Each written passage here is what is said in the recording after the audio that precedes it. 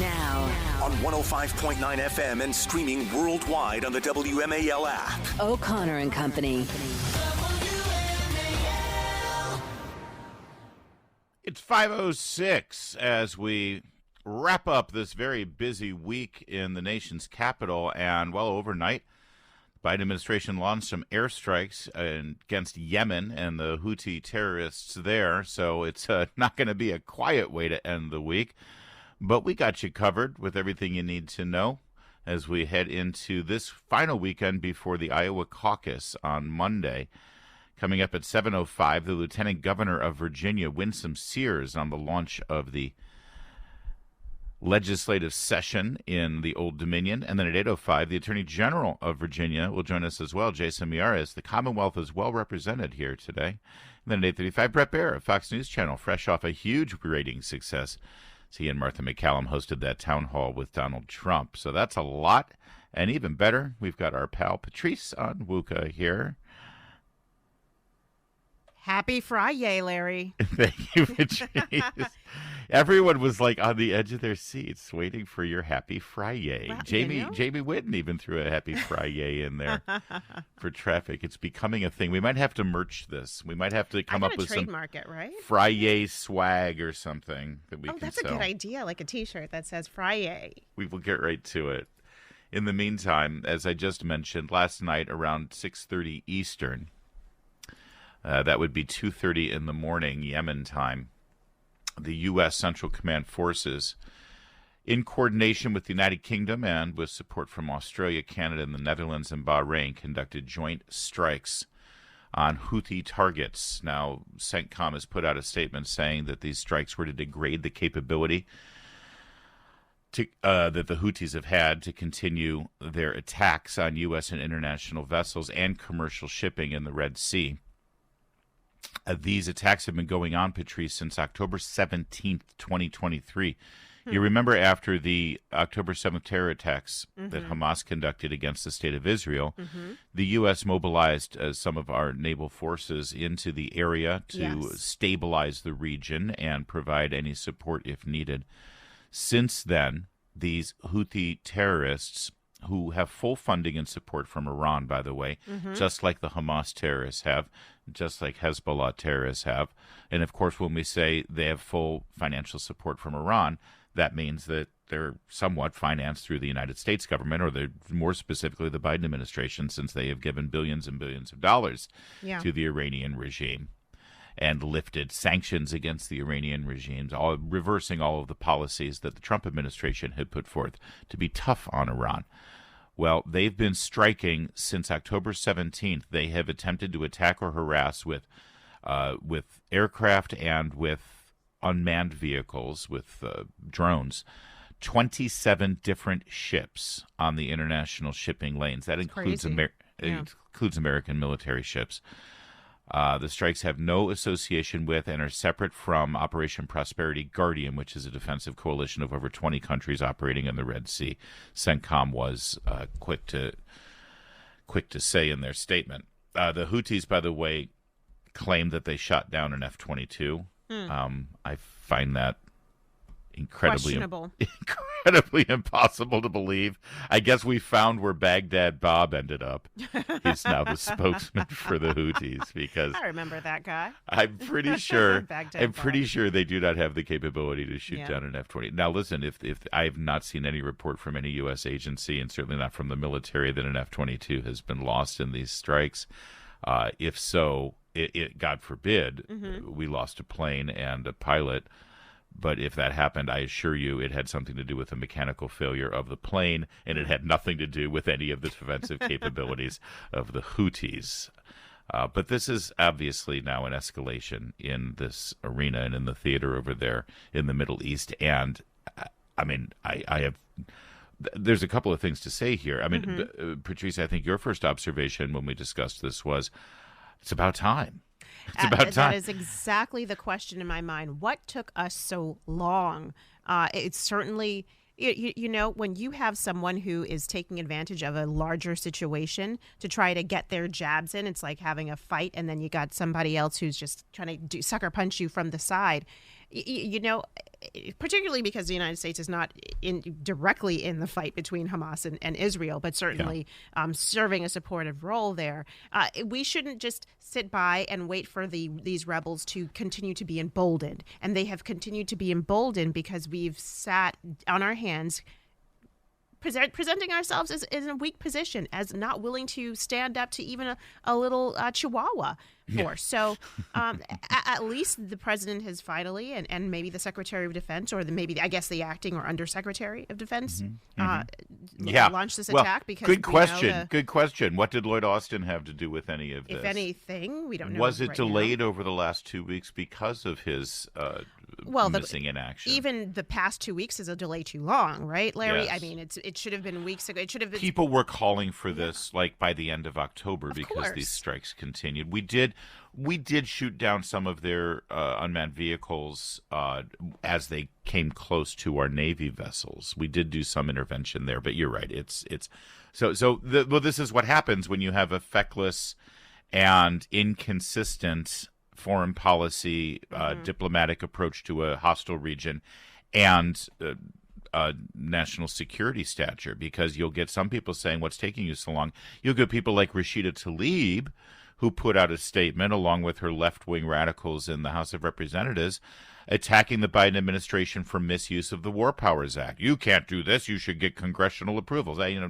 Not surprising to see Rashida Tlaib taking the side of the Iranian and like even terrorists. if the president did seek congressional approval, like she and her allies would agree to that, they wouldn't. I mean, no, of course they wouldn't. Of course they wouldn't. Meanwhile, it's important and instructive to discuss how we got here, and for everybody pointing, as we have obliquely here, to the October 7th terrorist attacks. This actually goes way back before that. During the Trump administration, the Trump State Department and the Trump Pentagon and his national security advisor, Robert O'Brien, designated in the final months of the Trump administration, designated the Houthis to be an international terrorist group. They were put on the terrorist list. That means that we treat Yemen differently, and we have a higher heightened defense stance against these people and against this group. It just increases the intensity of everything that goes on in that region. Biden gets sworn in on the 21st day of January, and I'm looking now at the article written by CNN on the 5th day of February. So that's just 2 weeks after he took office. Yeah. State Department has informed Congress of its intent to reverse the Trump administration's decision to designate Yemen's Houthi rebels as a foreign terrorist organization, the State Department official said. After a comprehensive review, I'm sure it was very comprehensive. I'm sure. It took about 13 days. After a comprehensive review, we can confirm that the Secretary intends to revoke the foreign terrorist organization and specially designated global terrorist designations of Ansar Allah. That's another name used for the Houthis. We have formally notified Congress of the Secretary's intent to revoke these designations, and we'll share more details in the coming days. So the second he comes in, what did he do? He reversed the sanctions on Iran the second he became president. He reversed the freeze on funding for Hamas because the Trump administration had locked in funding. Yeah. Locked down funding and said, no, they don't get any more money because they're a terrorist group. Biden lifts that funding, so Hamas suddenly starts getting quote-unquote humanitarian aid from the United States. And then he puts the Houthis from Yemen back into good international standing by removing them from the U.S. terrorist lists. And look what's happened since then with Iran, with Hamas, and now with the Houthis. And I'm told the grown-ups are the ones who are in charge. And I know you want to respond, and I want to hear it, and we've got more to say about this. But first, it's 5:15, WMAL Traffic and Weather every 10 minutes first on the 5s with Jamie Whitten in the Hadid Carpet Cleaning Traffic Center. WMAL, making sense of the headlines, because common sense isn't so common. Download the WMAL app to stream us for free. All right, repeating now on our top story that the Central Command announced a joint military strike, an airstrike against rebel forces, the Houthis in Yemen, who have been agitating international ships as well as American naval vessels since October 17th. Real fast, as I just pointed out, the Biden administration removed the Houthis from the International Terrorist Watch designation. the second they came into office 2 weeks ago, John Kirby was asked by a reporter in the White House, is there any thought now given to put them back on the list? Here's that audio. Has the administration thought about redesignating the Houthis as a terrorist organization? Yeah, we're actually conducting a review right now on whether that's the right course forward. We've talked about that. No decisions made right now. Patrice, I just No want to decision point, made. No decision made, and that was over 2 weeks ago. Let me just point out again, it took them less than 2 weeks when they got into office to say the Houthis are fine. There's no reason why they should be on the terrorist watch list. Since October 17th, they've been attacking our people. And they still, and just yesterday, we've now launched an attack against them, and they continue to, and I know that everybody's flexing their muscles and saying, we got F-22s and we can kick their butt. That's true. But every time you launch a stealth fighter jet off of an aircraft carrier in the middle of the sea, it is a dangerous operation, whether it's a training mission or it's an actual mission like this one. You are putting people in harm's way, and I hate the casual attitude that they have here. Let's get serious about what's going on over there. Well, a few thoughts. First, if we designate someone a terrorist, let's stick to it, because more than likely they're not going to have a change of heart overnight. And a change of administration shouldn't warrant, well, we'll give them a shot and claim that we're just going to send them humanitarian aid or ensure they get humanitarian aid. That's a smokescreen. Yeah. Number two, it's interesting that this was a coalition effort. So this is not just the United States, but I think you mentioned you've got Bahrain, Canada, the Netherlands, Australia, and the UK providing aircraft. So I'm sure we took the lead. Yeah, and I just want to be clear here because the language is important. CENTCOM did not say specifically that they provided aircraft. Sometimes when they say it's a joint strike or in coordination with other countries, they utilize some assets. Sometimes it can be some intelligence assets. Sometimes Support. it can be, yeah. Gotcha. So it doesn't specifically say that this international coalition included aircraft. My hunch is that it was just our planes involved, and the other countries utilized AWACS and things like that. But anyway, your point is important, though. Well, the idea that there's support, I hope they were not waiting for support from these other countries to carry out these attacks. Oh yeah, that's why I brought that up. I worry that we sometimes sit on our hands waiting for a coalition, when in fact we are the ones who need to be the leader and let people jump on board when we make the and we're plans. Terrified if you're like, oh, we're going it alone. It's like, sometimes we do go it alone. Sometimes you have to go it alone as a leader. And I think the third piece of this is, what does this mean for me? I'm pragmatic, and I think a lot of our listeners are. And I think what you're going to probably two ways you're going to see this playing out in your life, maybe three if you have a service member. We're praying for them, hope that they'll be safe and protected. But two, really financially, I think we're going to start to see some more spikes in prices. We've already seen that because a lot of ships are being diverted around the Cape of Good Hope. Cape Good Hope. I always mess that Cape up. of Good Hope. Cape of Good Hope. Because the ships don't want to go through the. There's already been a problem with the Suez Canal. Exactly. They tried to shut it down once already in the last couple of months. So you're going to see a spike in freight costs, which means that you're going to see increase in prices. And then I think we're also seeing that oil prices are starting to rise again. So pair that with the economic news yesterday just about inflation. I think we might start to see, if this is protracted and this is prolonged, then we could see that playing out with you paying more wherever you go for whatever you're buying. Very important point on everything because of the shipping lanes involved here, and also especially obviously anytime anything like this happens in that region, it always affects global oil prices as well. It's also going to affect the presidential campaign. As I mentioned, the Iowa caucus is this Monday. President Trump had something to say about this. He put out a video. We'll play it for you in just a moment. It's 5. President Trump took to social media to put out a video criticizing the attacks yesterday that were launched by the Biden administration. Here's what the former president had to say. Joe Biden is not only dumb and incompetent, I believe that he has gone mad, a stark, raving lunatic with his horrible and country-threatening environmental open borders and DOJ, FBI weaponization policies.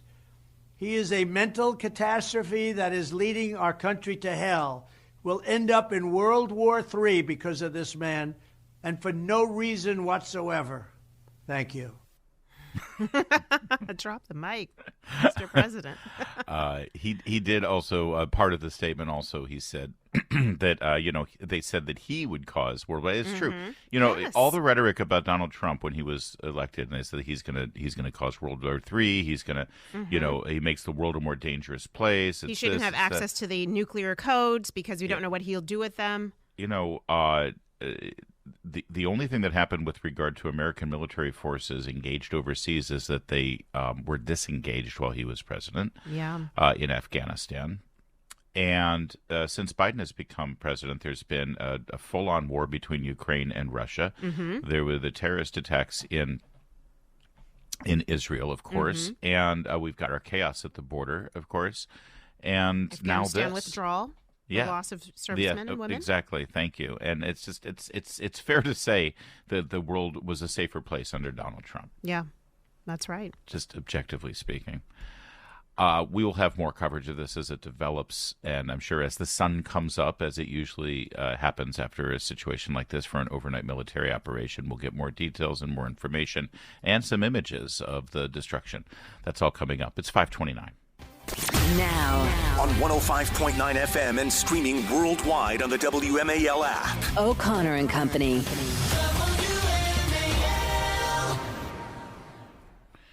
It is 5:37 now on O'Connor and Company. It's a Friday in your nation's capital, and we are chugging along here as we wrap up a very busy week, but it's not getting any less busy as we have, as we just told you, military strikes in Yemen overnight and in the Gulf region, and we will continue to monitor that situation. Also, up ahead of us here this morning, it's going to get busy at 7:05 with the Lieutenant Governor of Virginia, Winsome Sears. At 8:05, the Attorney General of Virginia, Jason Miyares, and then at 8:35, Brett Baer to wrap up his busy week in politics. He had a town hall with every candidate this week on Fox News Channel, and then of course Monday is the Iowa caucus. Boy, we're right in the thick of it. Welcome to 2024. Can I say finally, Larry? We're always Friday. in the thick Happy of it. Friday. That's true. Happy Friday you as well. David Turk is the Deputy Secretary of Energy in the Biden administration, and he faced off in Capitol Hill yesterday in the United States Senate. Josh Hawley, senator of Missouri, was asking him about the Biden's Green New Deal electric energy agenda. You know, when they passed the, what did they call it? The Inflation Reduction Act, which didn't reduce inflation at all. Yeah. Never intended to either. There's nothing in it that would reduce inflation. It didn't, in fact, reduce inflation. So they immediately rebranded it as their big, green energy initiative. We're going to completely remake America and make us sustainable and wean us off of fossil fuel, which it didn't do either, by the way. The only result of that multi-gajillion-dollar promotion of green energy, so-called green energy, is that it made gas prices soar and oil prices soar and petroleum products prices soar. It reduced any exploration of oil here in America, so we're more reliant on foreign powers, especially those centered in the Middle East, which is kind of a basket case right now. And, you put all those things together and it doesn't look like it's reducing inflation in any way whatsoever. It's actually causing inflation. Well, Josh Hawley got the Deputy Secretary of Energy, David Turk, to admit something very important under oath yesterday, and you need to hear this. Just talk a little bit about who is really benefiting from this administration's climate agenda and from these draconian electric vehicle mandates. So, Mr. Turk, you've already alluded to this. I know you know the answer to these questions. Currently, one nation accounts for 60% of the world's electric vehicle production. That nation is? China. Yeah. One nation accounts for 76% of the world's lithium-ion battery production. That nation is? China. Yet your administration, this president's administration, the mandates that you put in place require that 2/3 of our new vehicle sales in just the next 8 years, 2/3 of them, be electric vehicles.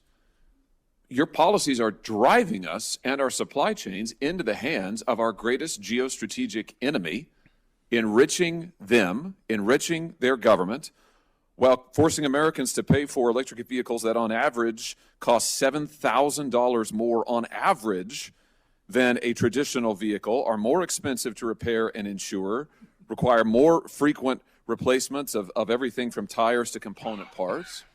So, Mr. Turk, why is it good for the American worker that we force our supply chains to a country that's our greatest rival and adversary? And why is it good for the American consumer? Now, I'd love to play for you the answer to that question, but of course you already know there is no legitimate answer to that question. Isn't. It's not good for the American worker, and he wasn't even able to spin it.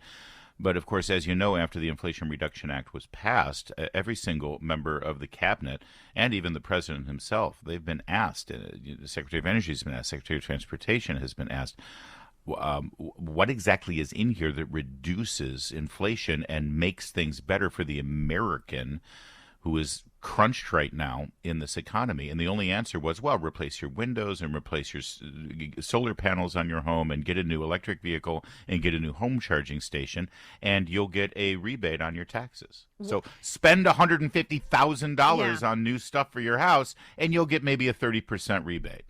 It's ridiculous, but this is an example of the king has no clothes. And with this EV, I mean, the example here of Hertz selling off all of these EVs, think about it. We are both EV owners, and we love our EVs, but we also live in a We're metropolitan... private citizens, and we made a private choice for ourselves. It wasn't mandated. We also live in an area where either we have our own charging stations or we can access charging stations. And I think when you think about a rental company like Hertz, you are renting a car in an area where you may not know the landscape. You may not know where you're going to be able to charge these vehicles. So it's not that surprising that people will say, you know what, I can get to a gas station. I probably can't get to an EV electric station. Yeah. So, I mean, the impracticalities of trying to force everyone into taking electric vehicles, number one, it's an assault on our freedom and choice. But number two, it's totally and wholly impractical, and it's frankly very expensive too. And the free market has had its say. Let's get to the details of this story. In 2021, Hertz announced their plans to buy 100,000 Tesla vehicles, saying that they are jumping on board the green agenda. We're going to go ahead and offer this to all of our customers. Well, surprise, surprise, the customers didn't want it. Yeah. And by 2023, they determined that this was unsustainable. They have now announced that they will be selling 33% of the company's total number of electric vehicles. 20,000 will be sold almost immediately out of their fleet. If you're looking to buy a cheap Tesla, that's a good idea. Check it out with Hertz. It might have a couple of miles on it, but slightly used, yeah. By the way, Hertz is going to use the money from the sale of those EVs to buy gas-powered cars. There you go. Bingo. Where the demand is. Bingo. When I go back to Los Angeles to visit my kids, which I do at least once a month, oftentimes I'll rent a Tesla, partly because it's the car I've got at home, so it's just easy for me to drive the same car that I'm used to driving, and I do enjoy the driver experience of a Tesla. But Los Angeles is replete with chargers because there is demand in that area, because regionally it makes sense. My brother-in-law over Christmas when we were in Oklahoma City, my brother-in-law said, you know what, I've always wanted to drive a Tesla. So he rented a Tesla in Oklahoma. Yikes. Not Yikes. in the middle of big oil country. Not quite as many charging options for my brother-in-law. He was like, how can you drive one of these things? I said, well, I thought ahead before I bought it, and I knew that I would. But that's the point that I was making. Like, it makes sense in a metropolitan area that is invested in these EV stations, or if you have one in your own house. But if you are a tourist and you're going to a place you have no idea about to begin with, and now you're going to rent a Tesla or you're going to rent an EV, and you have and you forget, oh wait, I don't need to go to the gas station, hooray, until you see that it goes down to like 33%, then 25%, then 11%. You're like, oh, what's that percentage thing all about? Hertz did not think this through. They did not. Honestly, from my experience, and I can tell you I've lived with an electric vehicle in both ways, with a home charger, without. You got it. Having a home charger is the game changer, and that's not generally the situation when you're renting a car. Exactly. When you're traveling. And frankly, a lot of people may not be able to afford to put in their own home charger. We have one, but I mean, it's an investment. Right. But as our friend Daniel Turner over at Power of the Future points out, in highlighting this Josh Hawley video, he puts it succinctly: the Biden administration is using taxpayer dollars to pay China to produce electric cars and then to sell them back to us. This policy right now is madness.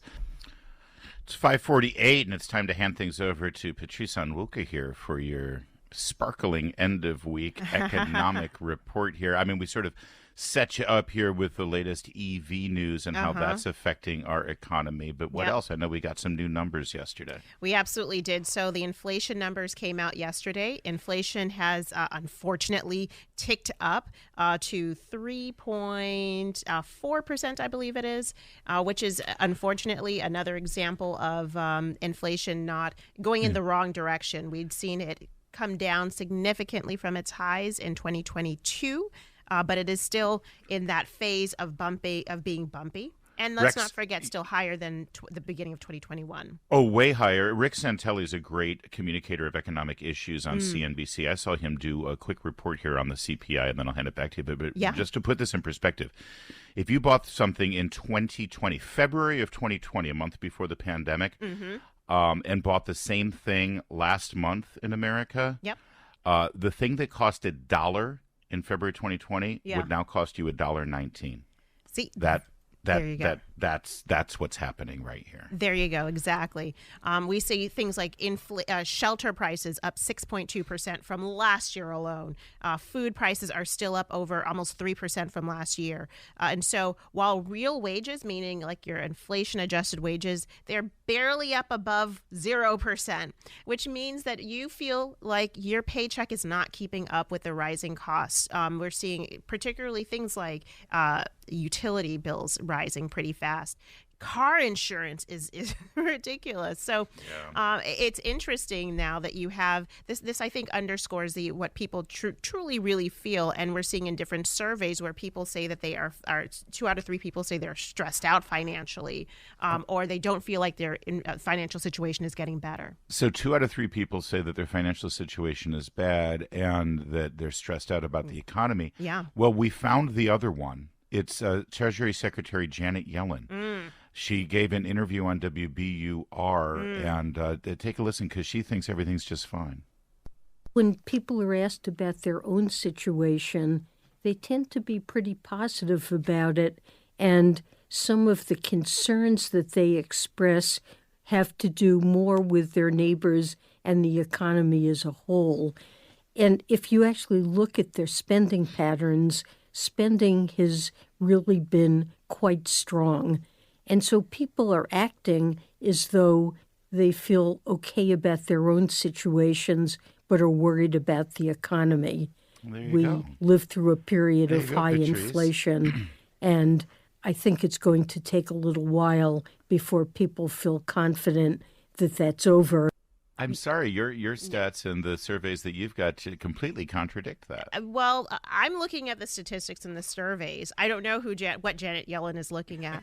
It's so interesting because this is a lady who told us inflation back in maybe summer of 2021. Oh, inflation is transitory. It's just a couple of months. It's going to be short-lived. We don't see this sticking around. It is now 2024, and prices still have not come back down to when she and her boss came into office. So I don't take a lot of what Janet Yellen says with much more than a pinch of salt, because she certainly does have access to a lot of economic data, but it's how she chooses to spin it, how she chooses to present it to us.